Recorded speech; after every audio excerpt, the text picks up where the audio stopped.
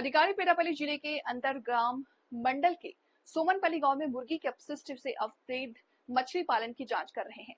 अंतरगांव मंडल के पोटियाला और सोमनपल्ली गांव में मुर्गी के अपशिष्ट से बने तालाबों में मछली पालन। सरकार ने मछली पालन पर प्रतिबंध लगा दिया। मुर्गी के अपशिष्ट से मछली पालन। डॉक्टरों ने चेतावनी दी है कि कचरा खाने वाले मछलियां खाने से बीमार हो सकती हैं। क्या मछली खाने वाले लोग नहीं जानते? मछली प्रेमी मछलियां खरीद रहे हैं और खा रहे हैं क्योंकि बाजार में अच्छी मछलियां आ रही हैं। क्या वे नहीं जानते कि उनका पालन पोषण मुर्गी के अपशिष्ट से हो रहा? क्या लोगों को ये नहीं पता कि इन गांवों में अपशिष्ट पदार्थ खाने वाले मछलियां आ रही हैं? मछली विक्रेता बाजार में अपशिष्ट उत्पाद खाने वाली मछलियां बेच रहे हैं और दावा कर रहे हैं कि वे गोदावरी नदी से मछलियां पकड़ रहे हैं। तेलंगाना राज्य के अंतरा मंडल के पेरापल्ली जिले में सोमनापल्ली गांव में गोदावरी नदी बेसिन में बिना अनुमति के मछली तालाब खोदे जा रहे और अपशिष्ट पदार्थों का उपयोग करके मछली पालन किया जा रहा। आंध्र प्रदेश के मछली पालन उद्यमी जया मंगला, डेविड और सुरेश वे पिछले कुछ वर्षों से मछली का व्यवसाय कर रहे हैं। बताया गया कि उन्हें जनप्रतिनिधि भी समर्थन दे रहे हैं। अपशिष्ट पदार्थों से मछलियां पाल रहे हैं। इन्हें विश्वास है कि साथ जब तक हमें उनका समर्थन प्राप्त है तब तक हमारा कुछ नहीं हो सकता।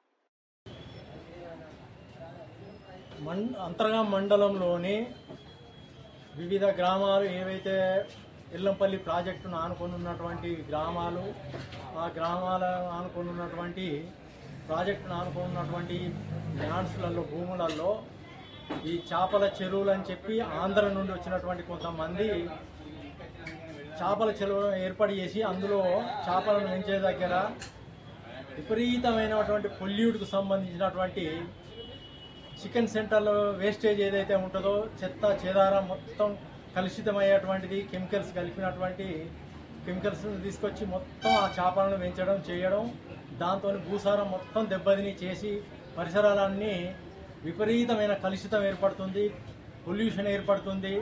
దాన్ని ఎన్నిసార్లు వివరించినా చేసినా కానీ, విన్నవించుకున్నా కానీ అధికారులు పెడచెవిన బట్టి వాళ్ళకు వంతు వాడుకుంటూ చేసుకుంటూ వాడిని తీసేయడం లేదు, ఏం లేదు.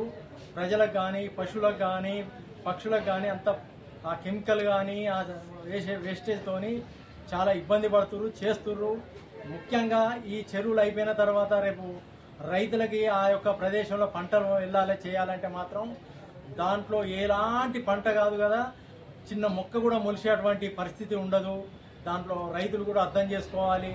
ఆ చెరువులకు ఎవరైతే రైతులు ఇచ్చారో ఆంధ్ర వాళ్ళకి, ఆ చెరువులను మొత్తం తీసేసి వాళ్ళు మంచి, ఇప్పుడు మన ఎమ్మెల్యే గారు పంప్ హౌస్ నుండి వాటర్ వదిలి చేసి ఈసారి 2 పంటలకు వాటర్ వచ్చింది. నెక్స్ట్ కూడా వచ్చే పంటలు చాలా బ్రహ్మాండంగా వండడానికి మంచి అవకాశం ఉన్నది. కాబట్టి ఆ చేపల చెరువులను తీసేసి మంచి పంటలు పండించుకొని రైతులు ఆనందంగా ప్రజలకు తిండి పెట్టి చేసేటువంటి కార్యక్రమాన్ని ఏర్పాటు చేసుకోవాలని కోరుచున్నాను.